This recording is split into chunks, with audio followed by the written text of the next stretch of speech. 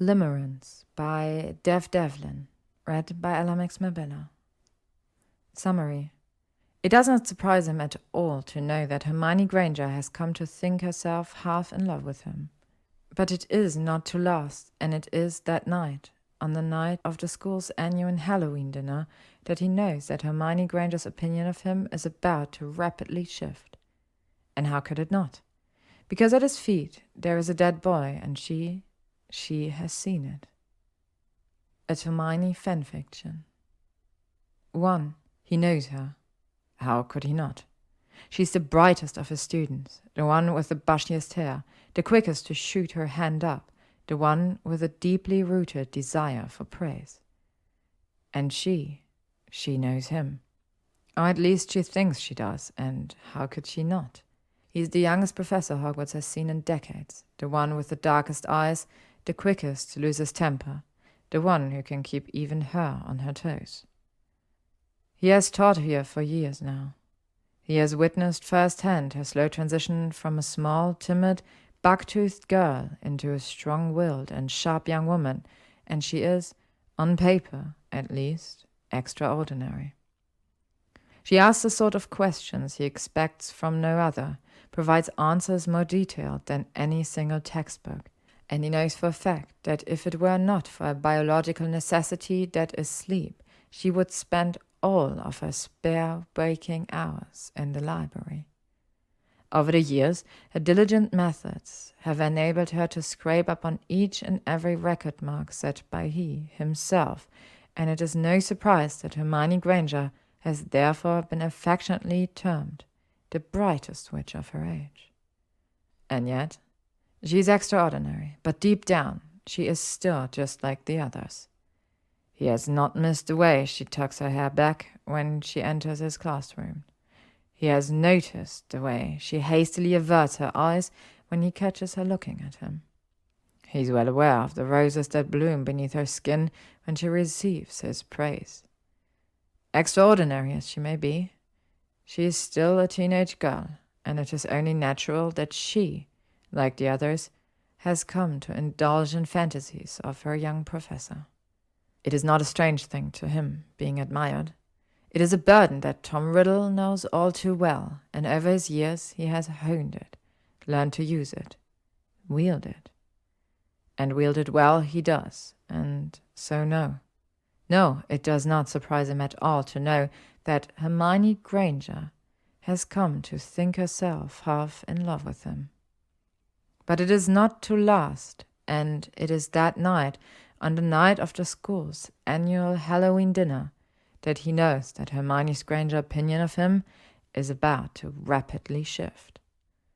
And how could it not? Because at his feet there is a dead body, and she has seen it. 2. She runs. Bright, shining, extraordinary Miss Granger has always been a creature of logic, and so, a split second after she's seen the body in the corridor and the look on his face, she runs. And Tom?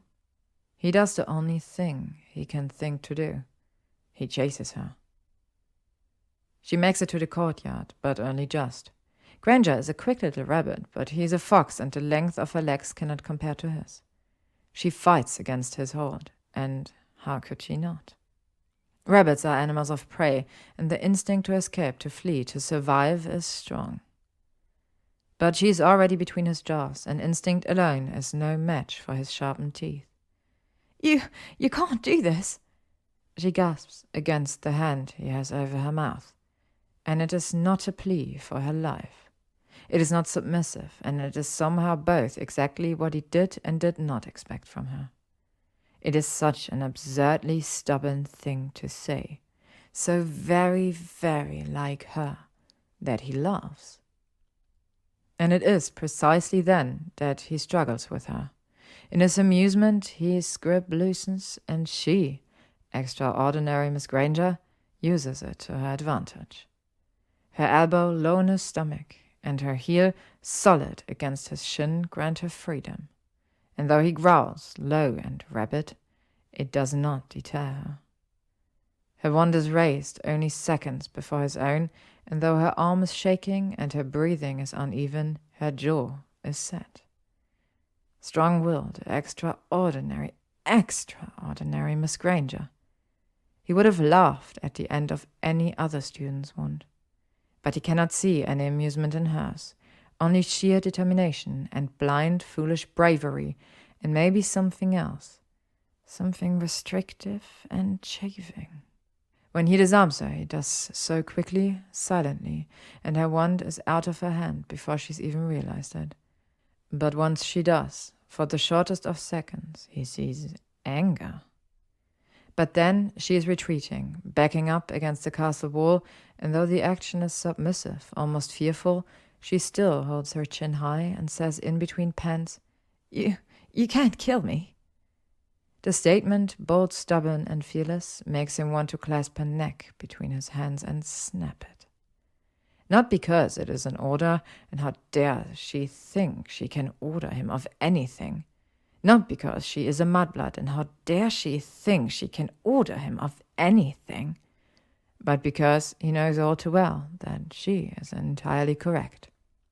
If Tom were to be honest, he'd say that he never much liked Hermione Granger.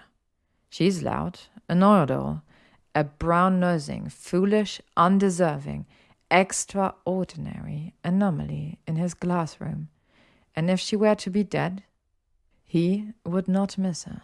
But he knows that McGonagall would, Sprout would, Flitwick would, Dumbledore would, her far too nosy friends Weasley and Potter would, even bloody Madame Pince would. And so he knows that unlike quiet Myrtle Warren, she's close to untouchable, and just like that very afternoon in his own classroom, Miss Granger is once again correct. He cannot kill her, but there are a great many things he can take aside from her life, and so instead, Tom Riddle takes her freedom. To be continued. Thank you for listening to Limerence by devdevlin, read by LMX If you would like to stay up to date on upcoming chapters and stories, you can follow me on YouTube, Spotify, AO3, Instagram, or Tumblr.